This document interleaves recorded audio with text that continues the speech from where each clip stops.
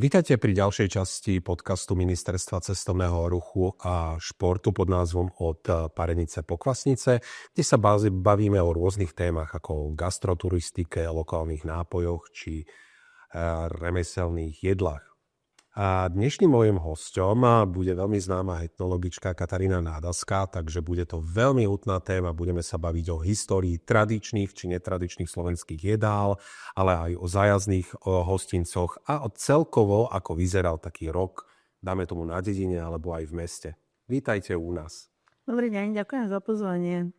Ja som veľmi rád ešte raz, že ste došli, takže poďme na tú hutnú tému pekne od začiatku, alebo ako sa hovorí, od Adama. Poďme si najprv sa porozprávať o tej histórii tradičného jedla na Slovensku. Mňa by v tejto súvislosti zaujímali také tie archaické potraviny na našom území, kaše a chlieb. No viete, ak sa hovorilo, že kaša matka naša, chlebiček náš tatíček. Takže myslím si, že také veľmi výstižné. Ale áno, máte pravdu, v podstate prvým jedlom boli práve kaše, boli to kaše ovsené, čiže také z obilia, a potom neskôr prišli kaše vlastne zo strukovín. Čo sa týkalo, tie kaše, je to zaujímavosť, že oni sa jedli na sladko a na slano a udržali sa, tá ich obľúbenosť bola tak vysoká, že dokonca ešte začiatkom 20. storočia bola kaša jednak jedno zo svadobných jedál, akože svadba sa ani nemohla uskutočniť bez toho, aby...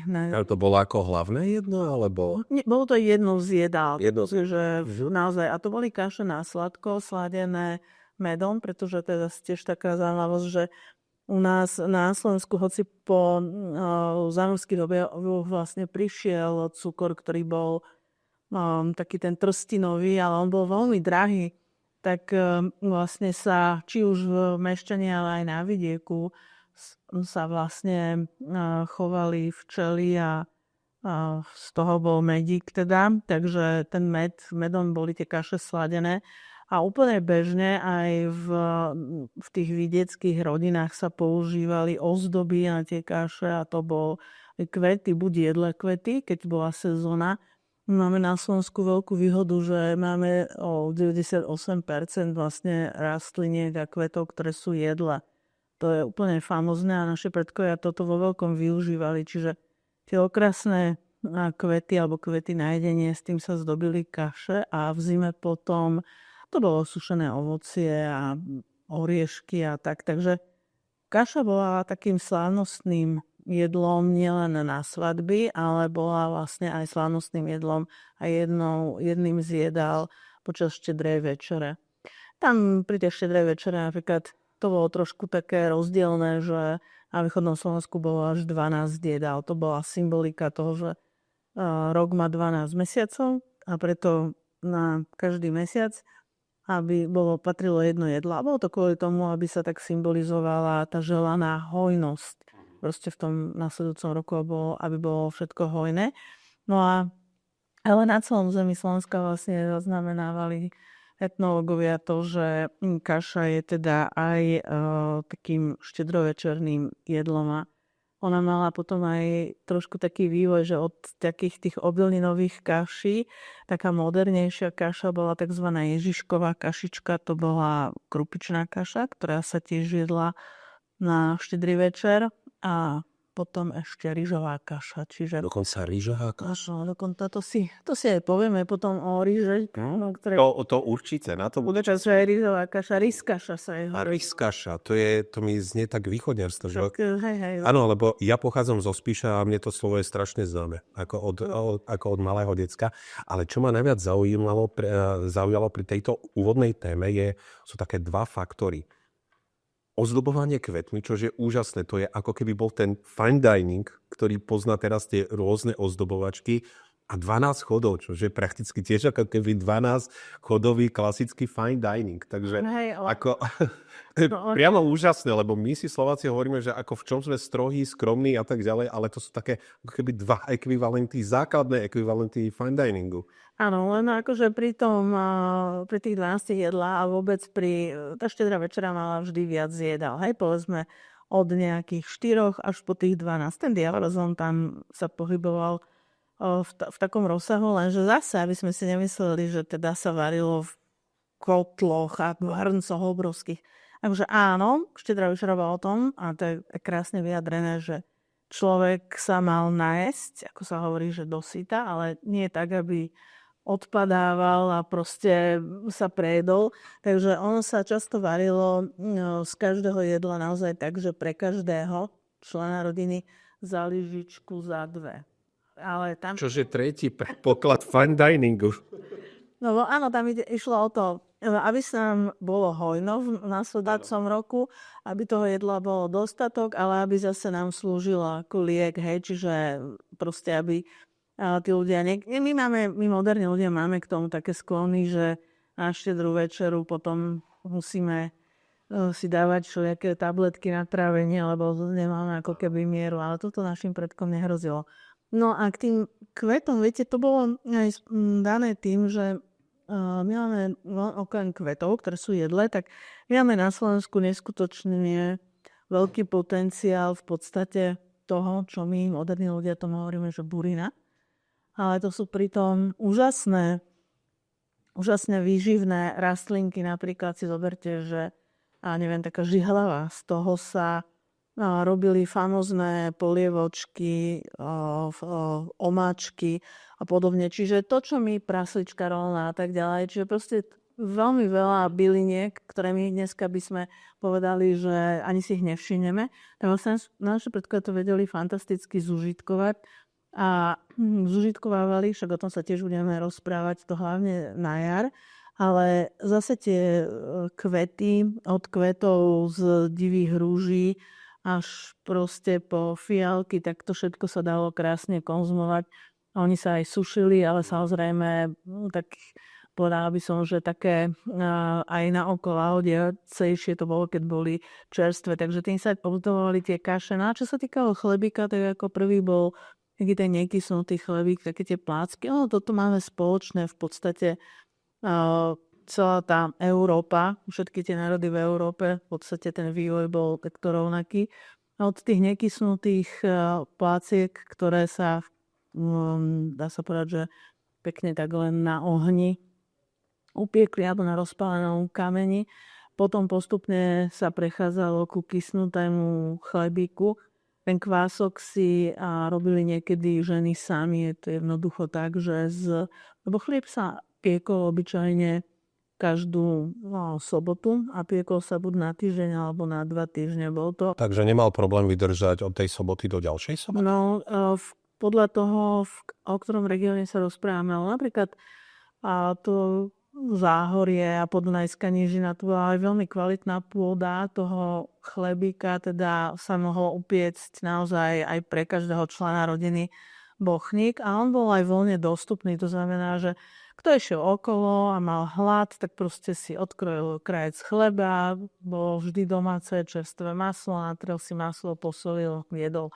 Ale v tých horských oblastiach Horná Orava, Horné Kysuce bol chlieb vzácnosťou, čiže tam napríklad sa zamykal a kľúčik mala gazdinka, vždy ona vydeľovala chlieb, jednoducho tam bolo treba sa aj s tým chlebíkom šetriť, ale to som chcela povedať, že v tej našej modernej terminológii by sme mohli povedať o chlebíku našich predkov, že bol fakt, že super bio, pretože tam naozaj nešli. Tam šla len čistá múka, voda a v podstate ten kvások, ktorý si robili vždy ženy sami, takže bez problému, tým, že sa aj dodržiavali, boli veľmi vysoké štandardy hygieny a podobne, takže pri tom pečení chlebíka, takže on vydržal pekne zabalený, keď sa chlebiček vyťahol z tej chlebovej pece, opiekol sa v takých chlebových peciach, tak sa zabalil, nechal sa vychladnúť ešte sa potrel proste s vodou, aby sa tak leskol.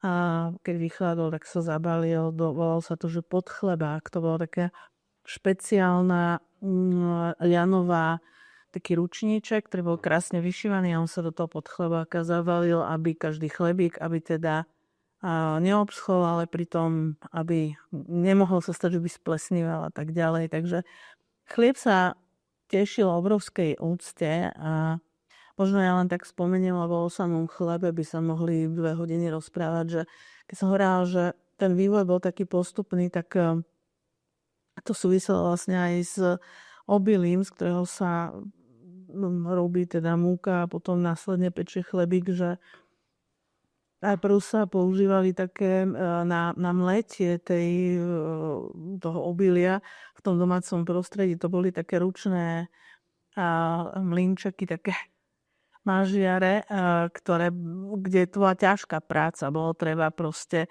2 také kamenné kotúče a v strede taká rúčka, vlastne tam sa nasypali tie zrnká a to bolo treba aj 2-3 krát pomleť, aby predsa len tá múka bola a ešte ju treba preosiať a tak ďalej. Ale takže to sa robilo tak, že v malom množstve, ale obyčajne vždy po žatve, keď sa to obilie vymlátilo, tak ono sa uskladňovalo do takých truhlíc, ktoré sa nazývali, že suseky. A tam boli vždy také oddelenia, že na jačmeň, na pšenicu, na raž. A nikdy sa nešlo do mlyna naraz, pretože keby sa naraz všetko pomelo, tak tá múka by mohla vziať skazu, mohla by proste zhorknúť, zvlhnúť, nejaký hmyz by sa tam mohol dostať. Takže to mali ľudia v podstate tak famózne vymyslené, že držalo sa to obilie a do toho mlynu sa išlo povedzme raz za 2 týždne. A vždy sa zobrala trošku, toľko, koľko bolo treba na chleby, a aby rodina napiekla, tak sa vlastne... A s tým sa dostávame aj do súvislosti len pár slov o mlyárstve, lebo my máme niekedy pocit, že keď povieme, že mlyn, takže boli obrovské mlyny, ale to nie je pravda. Boli samozrejme aj také, ale kedysi tí mlynári boli všade, v každej obci, kde bol nejaký potok silnejší alebo rieka, pretože my sa mali na Slovensku najmä prevažovali mlyny a tzv. Ten horný náhon. Takže to je normálne to klasické mlynské koleso, ktoré poháňa tok vody a ono vlastne potom sa napája na tú sústavu tých súčiastok, ktoré sú už vo vnútri v mlyne a ten princíp bol jednoduchý, proste sa nasypalo z vrecia obilie nepomleté a dole už vychádzalo potom múka, tam sa zase chytalo do vreca. No ale tie mlyny mohli byť aj malé, čiže medzi taká zaujímavosť je, že vlastne na tom vidieku, kde žili najmä rolníci, tak v podstate sme mali sme tam práve mlynárov, ktorí boli remeselníci a potom ešte kováči, pretože také tie malé vyhničky, šmykne, tie boli tiež takmer v každej dedine a podobne to bolo s tými mlynmi. Samozrejme, že niektoré mlyny potom tie malé nemuseli mlieť v lete, keď bolo horúco a keď poklesla tá voda. Ano. Že vlastne ten mlyn bol závislý od toho, že či mal ten prívod vody a na to sa nám potom nadväzuje množstvo tých ľudových rozprávaní o vodníkovi, ktorý teda mal také niekedy napäté vzťahy s tým mlynárom, že mu zahatal prívod tej vody a podobne. No, takže takto s tým chlebíkom. A chlebík, samozrejme, ja len ešte dopoviem, že keď sa teda namlela múka, tak obyčajne sa chodievalo štvrtok, v piatok do mlyna, lebo sobota bol deň, keď sa piekli chleby a to už každá gazdina vedela podľa počtu ľudí, koľko chlebíkov piekli sa, buď teda gulatý tvar mal ten chlieb, alebo taký podlhovastý, ako sa hovorilo vekňa. A ako to aj sme videli na fotografiách, že vlastne to bola fakt, že práca žien, že oni vlastne zamiesili to cesto, robilo sa to v takom korítku rukami. A napríklad mladé dievčatá, alebo dievča sa mohlo vydať vtedy, keď presne takto ako to... Keď dokázala toto? No, jeden z takých podmienok, aby sa dievča mohlo vydať, bolo to, že musí sa naučiť famózne vymiesť cesto, či už na chlebík alebo na koláčov, to bolo pysnuté cesto. A viete, ako sa to robilo? Že mama jej dala do toho cesta sušené hrášky.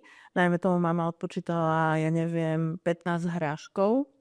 A tá dievčina musela to tak vymiesť poriadne všetko, aby každý jeden hrášok našla a vybrala. A potom bolo cesto fajne, už proste akože prichystané na to, aby sa z neho robili. Takže takto sa robila skúška správnosť. No tak áno, ako to znamená, lebo to kysnuté cesto má svoje čaro a dnešné. A mnohé ženy sa snažia celý život urobiť dobre kysnuté cesto. A niekedy naši predkovia nepoznali ešte začiatkom 20. storočia také tie zákusky a torty neboli príliš známe, tie prišli neskôr, ale vlastne kysnuté koláče s domácimi plnkami. No. Takže aj ten chlebík proste sa vyhnietol, potom sa urobili takéto bochničky, dalo sa to, boli na to také košičky a postupne teda sa sádzali do tej pece. A vlastne už pri tom, ako tá gazdina začala to cesto zarábať, tak sa akoby to cesto prežehnalo prvýkrát, keď sa urobili bochničky, ho prežehnala druhýkrát, keď ho dávala do pece tretíkrát, keď vyberala z pece štvrtýkrát a piatýkrát potom, keď ho išla rozrezať, akože odkrojiť prvý krajec, tak vlastne sa symbolicky ako prežehnal ten chlieb. Čiže naozaj kam pijeme z toho, že sa od cesta po hotový chlebiček, že sa toľko tak prežehnával,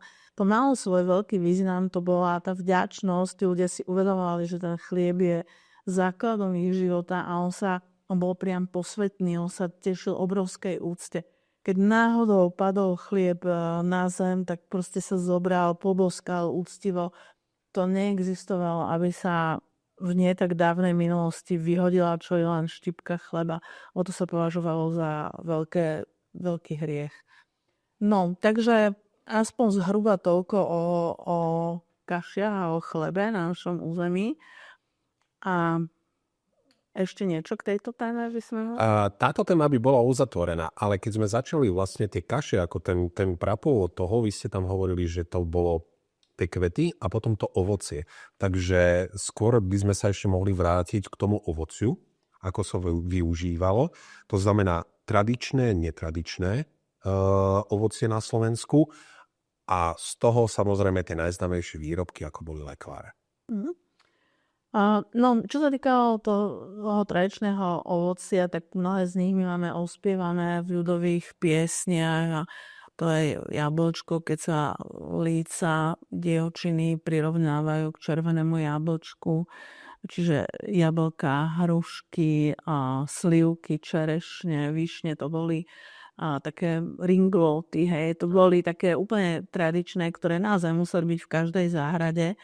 A samozrejme s tým, že zase na tom južnom Slovensku sa vždy viac darilo bruskyniam alebo marhuliam. Samozrejme na Orave by sme ťažko našli, ale teda tie jablčka a práve také tie domáce jablka by som povedala, respektíve tie mnohé tie štepy alebo tie korene, ktoré mali, to boli, alebo tie jablka, napríklad jablka, hej, sa delili na také, že plánky, to boli, dá sa povedať, také divorastúce, ktoré boli popri cestách, alebo keď boli vlastne tie polia, oni boli často oddelené len takým volalo sa to, že remiska, hej, proste taký malý zarastený pás a tam boli presne napríklad plánky, či už jablčka, alebo hrušky. To je takéto divé ovocie, ktoré si každý, kdokoľvek, kto išiel okolo, mohol natrhať. Oveľa väčšej miere boli proste tie ovocné stromy vysádzané. Presne ako hovoríte, popri tých cestách, tie cesty boli prašné, ale neboli ešte dláždené. Ale ľudia tam náschvál proste sadili tie ovocné stromy, lebo keď aj išiel po cestný, tak mohol si ktokoľvek otrhnúť a také šťavnaté ovocie, aj keď to boli plánky, tak boli dobré od smedu. Čiže na tej dlhej púti, keď nevedel ten putník, že kde presne je studnička a tak ďalej, tak vlastne sa mohol trošku osviežiť tým ovocím. No a To bolo také tradičné, ale potom napríklad aj pre našich predkov tradičné, pre nás už menej tradičné. Toho ja spomeniem aspoň niektoré tie ovocné stromy. Čremcha napríklad. Čremcha je... To absolútne netuším, čo to je. Čo to je? No to sú všetko naše pôvodné plodiny, ktoré, viete, to je výhodné je to v tom, že my dnes máme mnohé tie ovocné druhy a stromy a odrody sú síce famózne, ale sú často tak prešľachtené, že nie sú až ani vhodné, sú proste krehké, hej, pre naše podnebie a tak ďalej. Ale tie, čo máme my pôvodné druhy, tak tie sú proste odolné. Tie máme staročiami overené a prinášajú tie stromy úrodu a jednoducho presne aj to, že my dnes aj veľmi veľa toho ovocia exotického dovážame a podobne, ale to nerobí dobrotu, potom niekedy to ľudia majú vypestované vyslovene nejaké alergény, ktoré aj nechtia. Lebo to také banány, alebo ja neviem, kiwi nie je zatiaľ teda ovocie, ktoré by bolo u nás domáce. Hej. Čiže základná zásada... Už sa ale pomaličky začína. Začína, no, ale však, hej, ale tak ešte stále to nie je... Jasne, je to už dominant. Čiže treba povedať to, že základ pri stravovaní našich predkov boli dve veci, že bola kuchyňa vždy sezónna, čiže jedlo sa to, čo tá záhrada, tie polia dávali, a lokálna, to znamená, že suroviny sa aj v minulosti prekvítal obchod a naozaj obchod, dá sa povedať, že dneska až by sa povedal, že medzinárodný, ale to neznamená, že lebo bolo dostať samozrejme kúpiť aj také luxusné koreniny a tovar, ale bežne ľudia dávali prednosť sezónnosti a lokálnosti. Čiže niečo, čo nemusím kúpiť, čo sa mi urodí vo vlastnej záhradke alebo vymení so susedom. Ale napríklad, keď sa už chystali na Vianoce, tak na tie trhy tam sa vždy trošku peňazí nasporilo, aby si napríklad mohli kúpiť pravú vanilku, ktorá sa cez rok veľmi nepoužívala, lebo bola drahá korenina. No a na tie Vianoce sa to patrilo aspoň trošku, aby... A kde sa využívala hlavne? Vanilka? Áno. Pridávala sa v rôznych koláčov, len tak ako... Lebo to stačilo ten vanilkový struk naozaj maličký kúpiť a to len tak, aby to tak zavoňalo. Takže tá vanilka v tom mešťanskom prostredí bola podstatne skôr rozšírená, už dá sa povedať, že od konca 18. storočia. No, tak ale poďme k tým niektorým. Takže tá čremcha napríklad, to je strom, ktorý má plody samozrejme a z tých plodov, z tých čremchy sa varil sa džem vynikajúci, ale aj šťava, víno sa niekedy... Ako to chutilo? Trošku také... Mne napríklad čremcha veľmi chutí, pretože nie je presladená, ona je trošičku taká trpkastá a dnes ľudia mnohí majú problémy s vysokým cukrom a tak ďalej, takže toto je veľmi vhodné. No a z čremchy sa okrem vína robil aj destilát, taký akože prírodný. Takže, no potom by som spomenula arómia, tá je taká už znovu objavená. Z aróny sa tiež robili likéry a dokonca aróniu si pestovali na záhrade mnohí mešťania, ktorí si doma potom, alebo chodievali do pálenici vypáliť vlastne z tej aróny taký destilát, ktorý tým, že tam pridali potom napríklad ešte namačali tam hrušky do ňoho a podobne, tak zmiernili tú chuť, robili z neho trošku taký likér. No ale arónia ona sa veľmi dobre kombinuje práve s tými spomínanými hruškami, čiže napríklad keď sa zavárali hrušky, alebo sa robil džem a marmeláda hrušková, tak do toho sa pridávala aj tá arónia, alebo ona tiež je... Pridávala takú tú pomaly až rubínovú červenú. Ale aj chuťovo. Aj chuťovo, to je ináč, je to dosť dominantné jedlo. Vidíte, aróniu už poznám a sám ju rád využívam. Hej. No, potom by sme mohli spomenúť napríklad oskorúšu. Oskorúša, to je taký krásny názov, že oskorúša. Tak to boli plody, ktoré sa predávali dokonca aj v prešporku na trhu a povedala by som, že mali až medicínske využitie, lebo keď tie ženy zo Záhoria boli v prešporku na trhu, tak kričali, že paničko, kúpte si oškorušu, nebudete mať behačku, hej? Čiže to bolo také prírodný prostriedok proti tráviacim problémom a podobne. Oskoruša zaberala a drevo oskoruše bolo mimoriadne tvrdé a kvalitné. Ono sa využívalo v tých vinohradníckych oblastiach na výrobu prešov alebo lisov. Hej? Čiže teraz, či si viete predstaviť, že kedysi tí vinohradníci a vinári, to bol jeden človek, bol aj vinohradník, aj vinár, nejako dnes, že je to rozdelené, tak oni vlastne mali doma tie obrovské také preše alebo lisy a vlastne tie drevené časti sa vyrábali z oskorušov. To drevo bolo neskutočne akože tvrdé a trvanlivé. No potom by som spomenula možno ešte dúlu. Dula, a my poznáme teda dúlu, že tiež v mnohých záhradkách sa ešte nájde, ale poznáme ju hlavne, napríklad som sa stretla aj s tým, že mi hovorili, že že máme dulu a ja, že a jak to konzumujete? A že to ani nevieme, to si necháme, takže to tak prevonia. Akože ona nádherne vonia, ale je to veľká škoda ju nekonzumovať, pretože z duly sa dá urobiť geniálny dulový syr. A to napríklad tiež robili naši predkovia. Dulový syr? Áno, proste z toho... Takže z ovecia ideme robiť syr.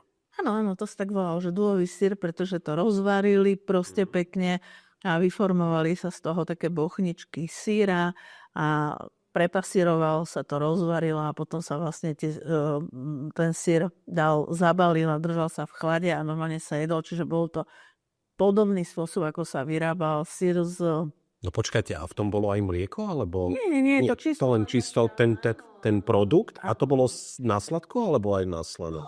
Obyčajne to bolo na sladko a volalo sa to, že normálne dulový syr. A kedy si to ľudia bežne... Aj sa to tak rájal?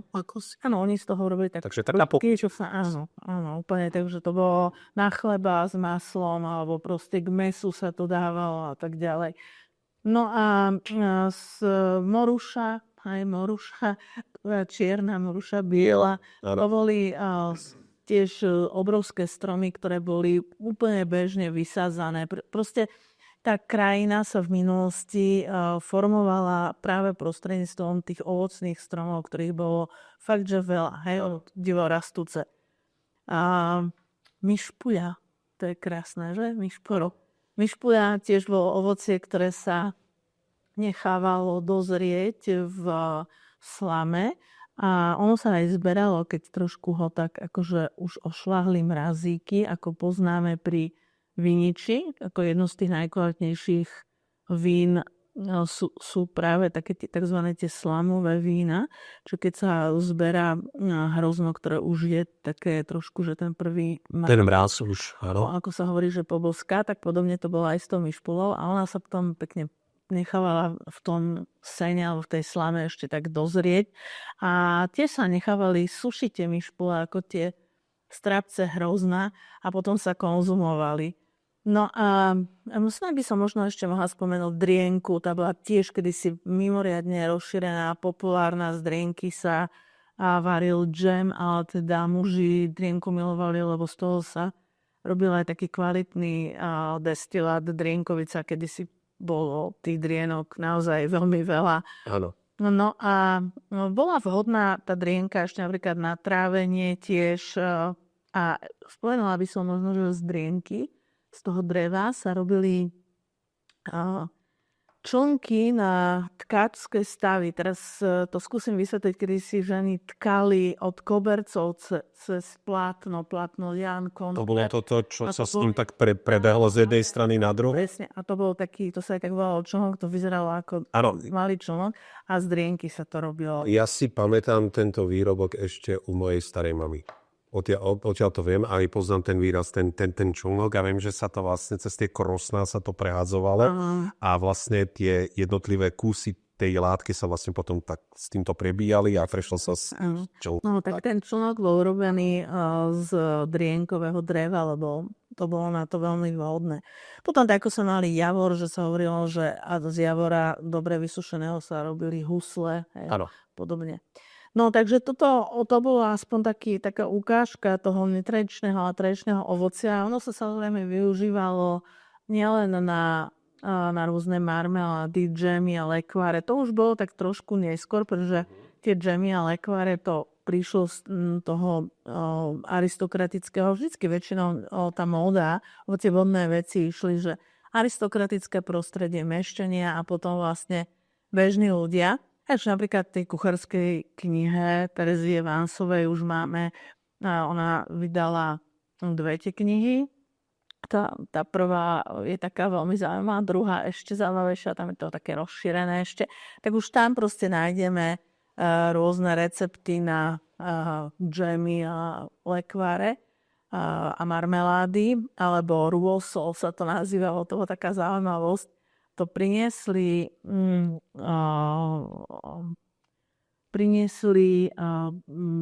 títo, teraz mi pomôžte, rozmýšľam, drotári, vidíte, drotári, ktorí chodievali na drotárku a veľa ich chodievalo na územie dnešného Ruska, tak oni vlastne priniesli takú módu variť čaj, čiže priniesli si často aj také tie pôvodne ruské nádoby na čaj, kde sa... Ako aj tie klasické samovary, čo boli? Samovar, hej, také tie veľké samovary, to si donesli z Ruska a Rusi mali teda takú módu, že sa dal ten čaj a k tomu sa urobila malá zajedka, čiže bolo to niečo ako rôsol, hej, ako taký rozvalený džem, by som povedala, na tanierik. A proste oni si ten čaj nesladili, ale tak si do neho dali ten rôsol, alebo sa tak s lyžičkou. No takže, a toto napríklad už nájdeme v tej knihe od Terezie Vánsovej, kde ona teda to ešte tak zdokonaluje, tie rôzne rôsoly a podobne. Ale to, čo vlastne poznali ľudia v tom vidieckom prostredí, bolo sušené ovocie a to ovocie sa akože maximálne využívalo na sušenie. Proste to boli urobené také drevené rámy a v tom boli sita a celé pláty, hej, a sa to tak do takého stojana sa to tak zastrkávalo a proste sušilo sa všetko ovocie, ktoré sa dalo, pretože slúžilo to potom celú zimu pre deti, pre dospelých namiesto cukríkov.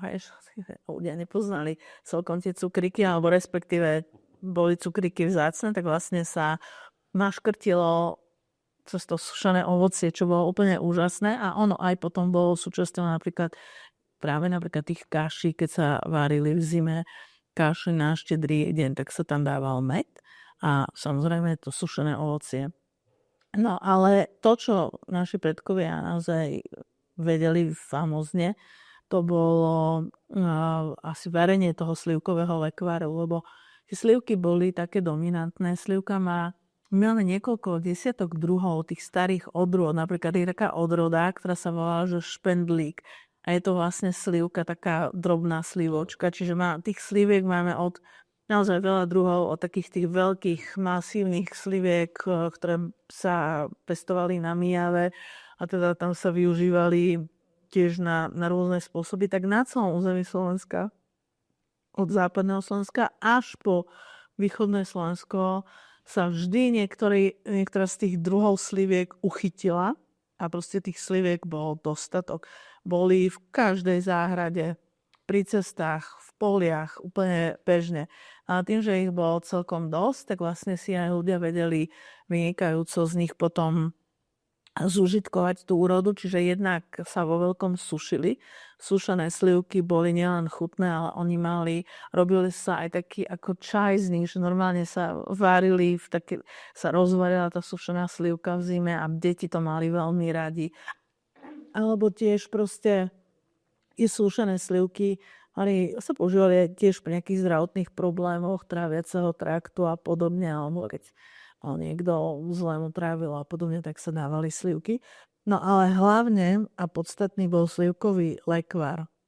A to je taká zaujímavosť, že ten lekvár sa varil vonku proste a varili ho susedia 3 a 4 naraz. Ono to malo samozrejme nielen tú funkciu, že fajn, navaríme si skvelý lekvár, ale budeme aj spolu. Preto to varenie slivkového lekváru v minulosti bolo doslova umenie. Z akého dôvodu?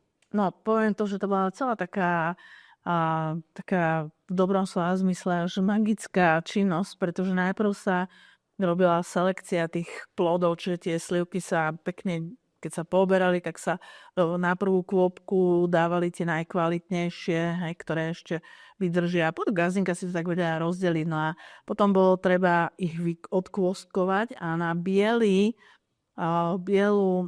takú tkanú plachtu sa tie slivky, ktoré išli na lekvár, vlastne všetky vysypali. A bolo to kvôli tomu, aby každú nečistotu tam bolo vidieť. To muselo byť proste naozaj, že 100% čisté, aby sa nezačal ten lekvár kaziť. Že tuto pri tejto činnosti, rovnako ako pri tlačení kyslej kapusty do sudov, sa vyžadovala viac ako 100% čistota.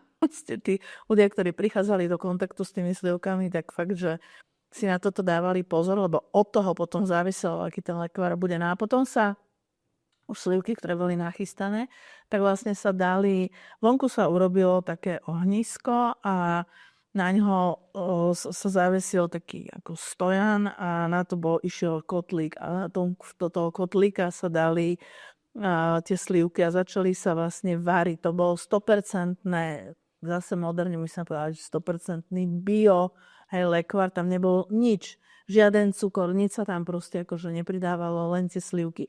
A neboli to maličké kotlíky, proste to boli obrovské kotle, pretože každá tá rodina si na tom každý rok dávala záležať. No a teraz zaujímavé bolo, že... To sa robilo väčšinou v ktorom období?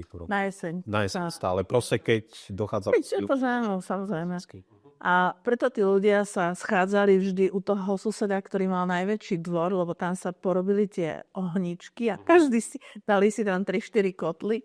A podstata dobrého a kvalitného slivkového lekváru je neustále miešanie. Čiže teraz tu bol... Takže tam sa predávali štafety, alebo ty pôjdeš od do? No a teraz toto presne, často sa to varilo aj celú noc, že ten ohník musel byť maličký, taký rovnomerný, aby sa to nepripálilo. A dôležité to bolo miešať. Tak mnohé, asi to nebudem mať na fotografii, ale ja to tak vysvetlím, že mnohé tie ženičky vlastne sedeli a aby museli stať, lebo boli také špeciálne veľké varechy, ale muži im to tak zdokonalili, že urobili vlastne také veslá.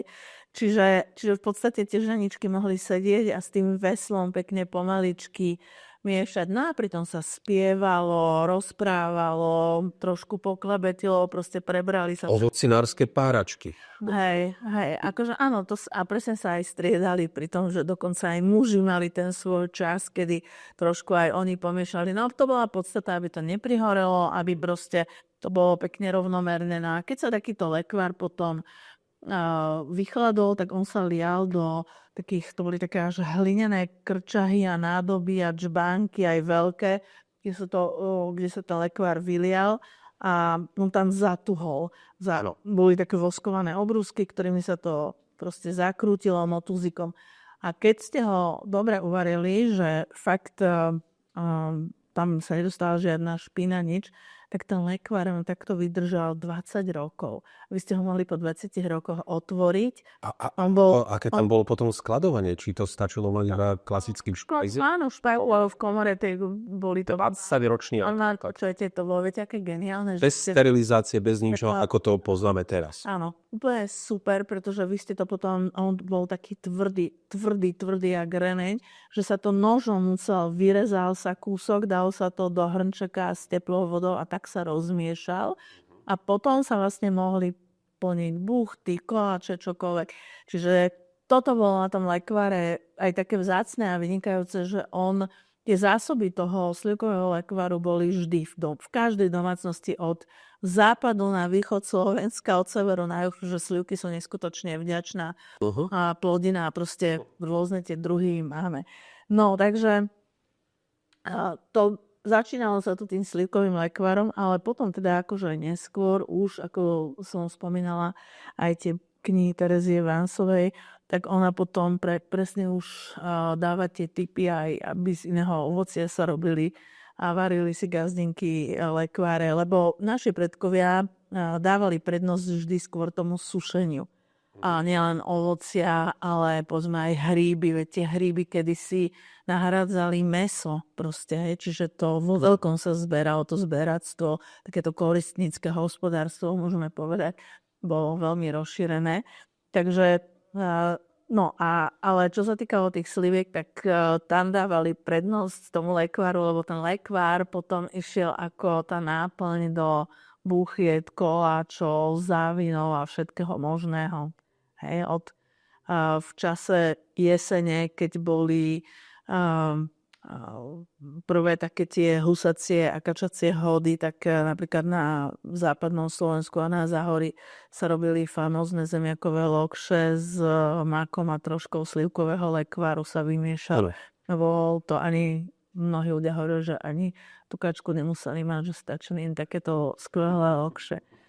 No, dobre, tak asi toľko. Čo by sme mali ohľadne toho, takže to boli skôr tie tradičné suroviny. Poďme na taký ďalší menší okruh a ja by som možno, že aj týmto uzatvoril ako keby takúto prvú časť, ten celok. A poďme na tie netradičné jedlá a suroviny na Slovensku. Aj teraz sme si prešli, čo bolo to tradičné, čo sa pestovalo. Samozrejme, že neskôr budeme hovoriť aj o tej brinzi, ale tu by som skôr priložil k tej téme, ako keď boli aj tie rôzne plývy zo zahraničia. Hej. Takže tam by sa mi to hodilo skôr, ale poďme na tie netradičné jedlá a suroviny na Slovensku. Napríklad si môžeme zobrať. Ja som od vás svojho času počul, že keď sme sa už bavili o tom sladení, hej, a tomu cukre, že sem tam a tak ďalej, väčšinou, že to boli prirodzené veci. A vy ste spomínali, že ako sladidlo sa používala mrkva. Áno, to bolo hlavne v stredoveku a to zase sa využívali všetky vrstvy spoločnosti, že my dnes používame, keď povieme mrkva, tak mňam, fajná ako koreňová zelenina do polievočky alebo si pochrumkať.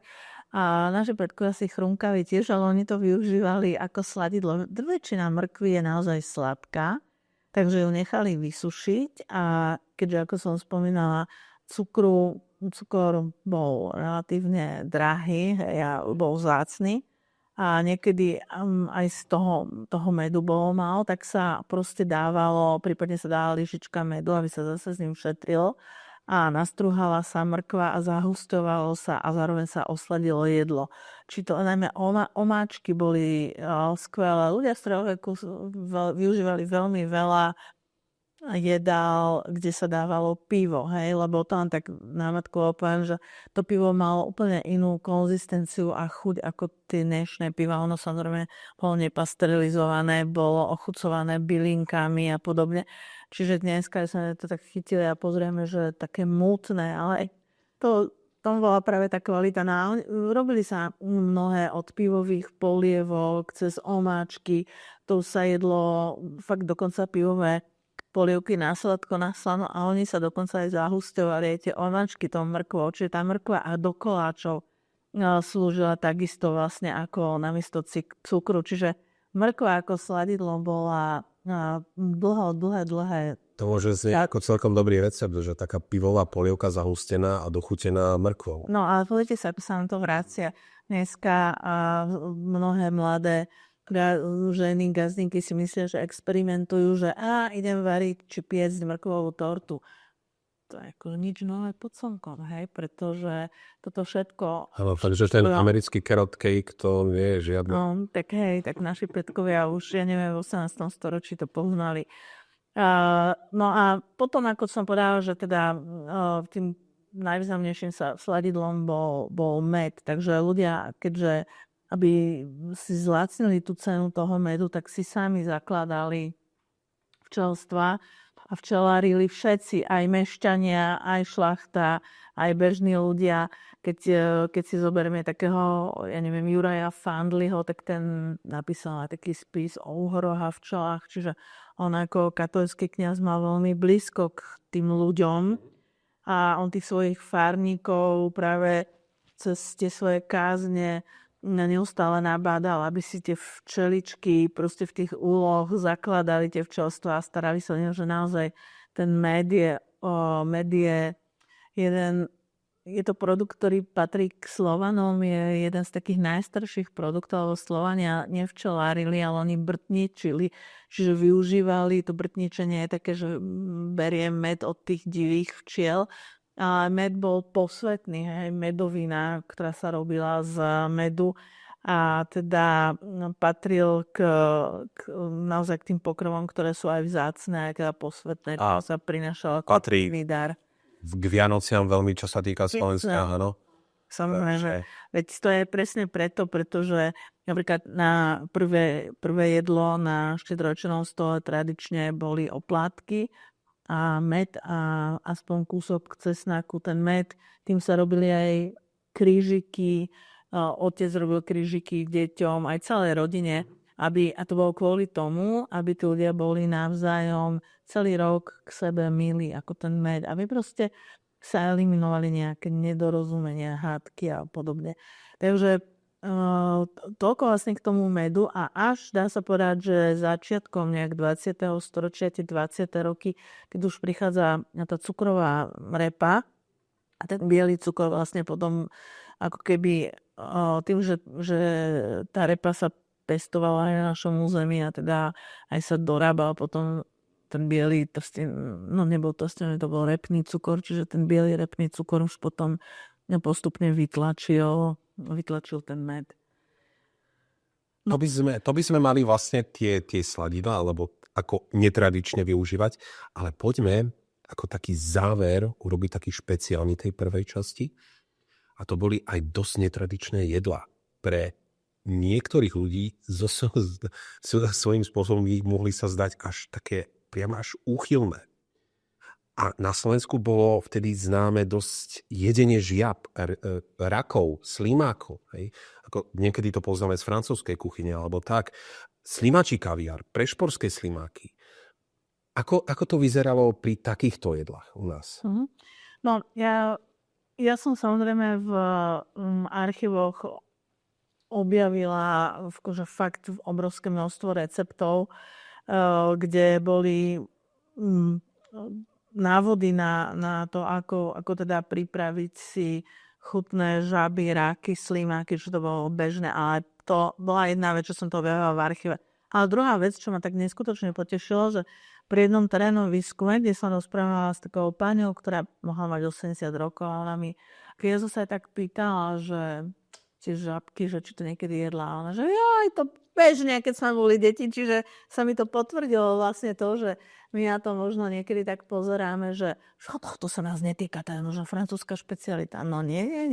Naši predkovia hlavne počas pôstu, pretože v pôste bolo zakázané jedlo vlastne zvierat štvornohých, ale mohol sa jesť od 13. storočia.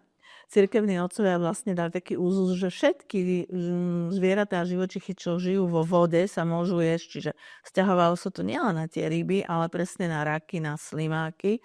A čiže aby boli fakt, nielen, my máme napríklad z toho Prešporku, zo Starej Bratislavy, z Prešporku máme fakt, že niekoľko desiatok super proste receptov zachovaných, ako pripraviť chutné žabky, ale ja som zistila, že toto bolo rozšírené naozaj. V okolí Žiliny mi tiež hovorila pani, že to úplne bežne, oni keď boli deti, tak proste to nachytali počas postu žaby. Samozrejme, nebavíme sa o ropuchách, lebo tie ropuchy sú špecifické, dneska sú zákonom chránené. Kedy si ľudia k nim mali taký zlý vzťah, lebo ropucha. Jedy skokany, alebo niečo také. Áno, alebo také pekné rosničky.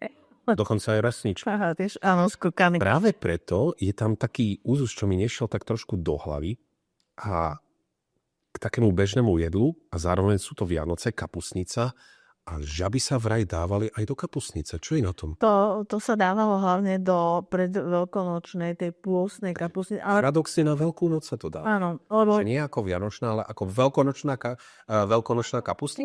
Pôstna kapustnica, pretože viete, akože pred Vianocami sa síce tiež držal pôst, to sa hovorilo, že malý pôst, to držali najmä ľudia, ktorí boli katolíci. U protestantov sa tak, akože tam to nebolo až také celkom prísne.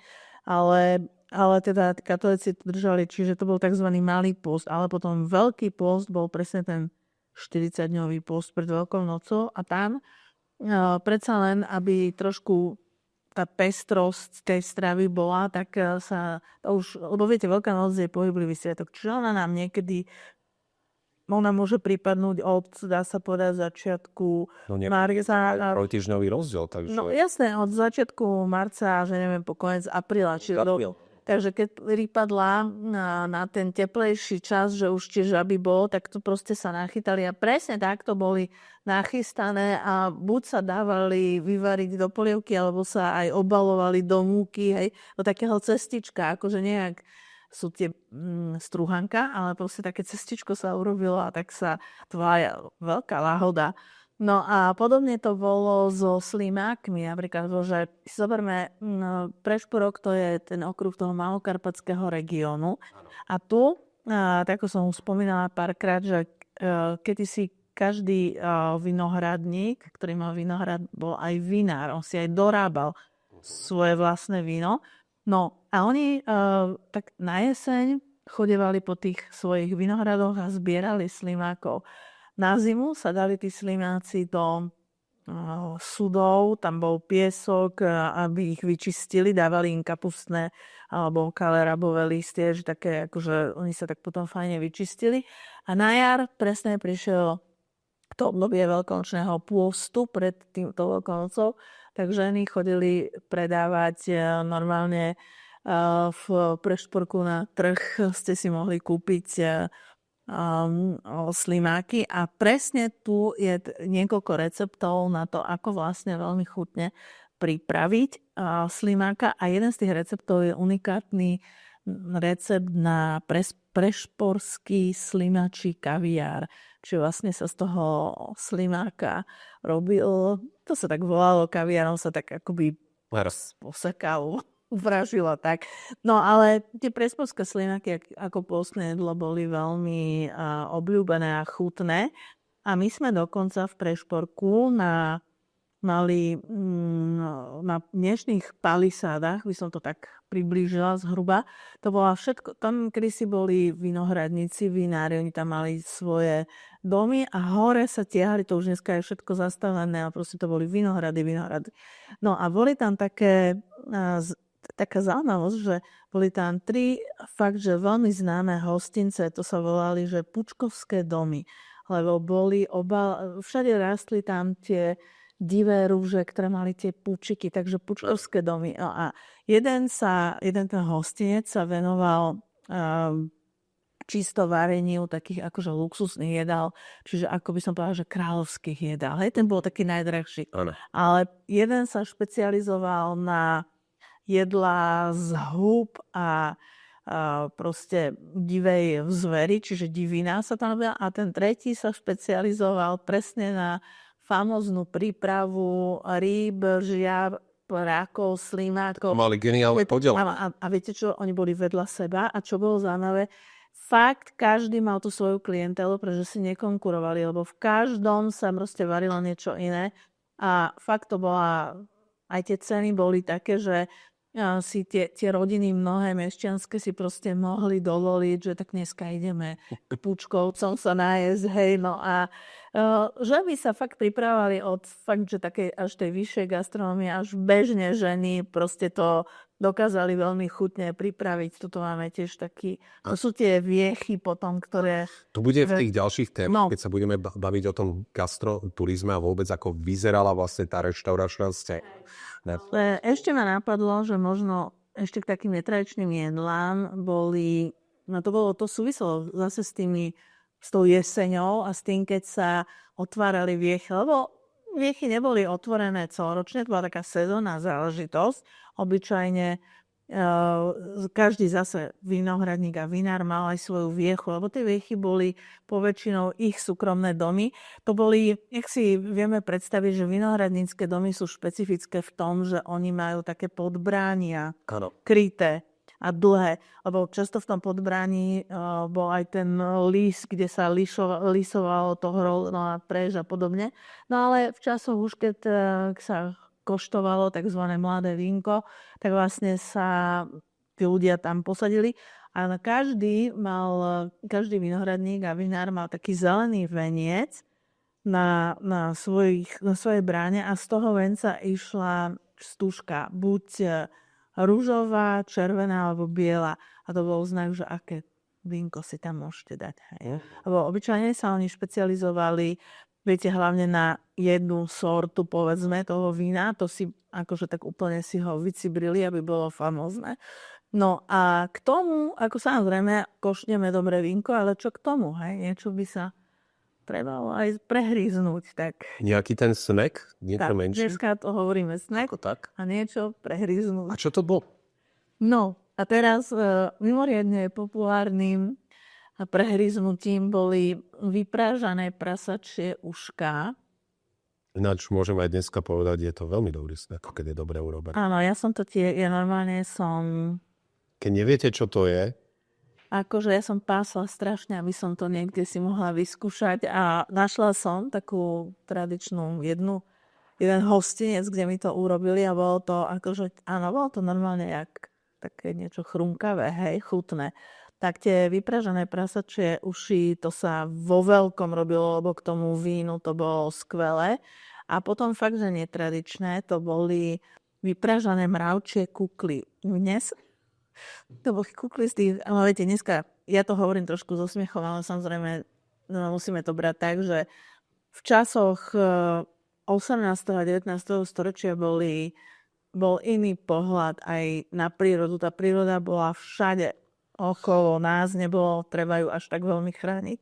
A tým chcem povedať to, že dnes sú mravce zákonom chránené, samozrejme, aj lesné mravce, ale vtedy ešte neboli.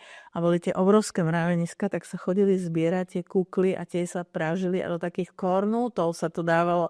A proste, akí boli tí naši predkovia popredu, keď oni hmyz konzumovali už dávno, hej, že boli zabraní a boli fajne, dokonca medom pokvapkané a tak ďalej, proste k tomu vínku, že to bolo to vynikajúce. Takže toto boli také asi, možno pre nás, že netradičné, pre tých našich predkov to bolo tradičné, ale veľmi chutné, pripravené, či už jedla, alebo snacky k dobrému prešporskému, tokajskému, nitrianskému vínku. Vidíte, a ako to všetko krásne išlo. Vidíte, takže takto sme zhruba prebrali tú prvú časť našho rozhovoru. No a my potom sa budeme vraciať do ďalších takých tém, ktoré už budú v ďalších častiach, ako je napríklad zahraničné vplyvy v gastre, prejdeme si brinzu, ale budeme sa baviť aj o tých reštauračných zariadeniach ako takých, ako vznikali. Takže ja vám ďakujem veľmi pekne zatiaľ za túto prvú časť, no a pôjdeme o chvíľočku do tej ďalšej.